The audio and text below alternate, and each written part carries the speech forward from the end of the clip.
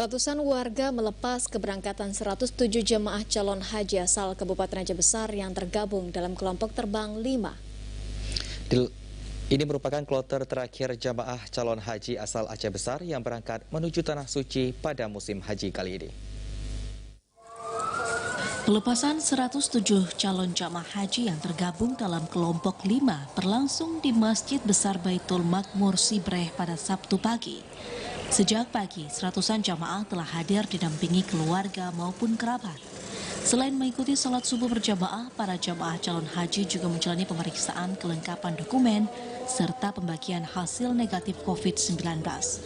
Suasana haru juga turut mewarnai pelepasan jamaah yang akan memasuki bus yang membawa mereka ke asrama haji Kota Banda Aceh. Berbeda dengan jamaah kelompok terbang 1 dan 3 yang terbang menuju Bandara Prince Muhammad bin Abdul Aziz Madinah, jamaah kloter 5 Aceh Besar langsung terbang menuju Bandara King Abdul Aziz Jeddah di Arab Saudi. Ini karena keberangkatan jamaah calon haji kloter 5 telah masuk fase pemberangkatan gelombang kedua. Sesuai dengan jadwal yang telah ditetapkan sebelumnya.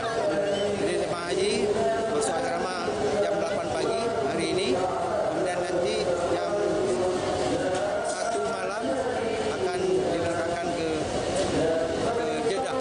Seperti kloter 1 dan 3, jamaah perempuan juga mendominasi kelompok terbang 5 yang didampingi 6 petugas PPIH.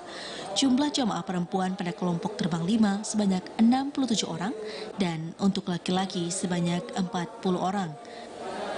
Kloter yang kelima ini jumlah jamaahnya 107 orang. Perempuan laki-lakinya 67, perempuan 40. Sebanyak 217 warga Aceh Besar berkesempatan menunaikan rukun Islam yang kelima pada musim haji kali ini.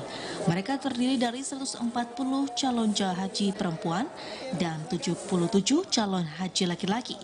Seluruh jamaah tergabung dalam 3 kelompok terbang, yakni 1, 3, dan 5. Jemaah tertua asal Aceh Besar pada musim haji kali ini mencapai 64 tahun bernama Muhammad Daud asal Kecamatan Loknga.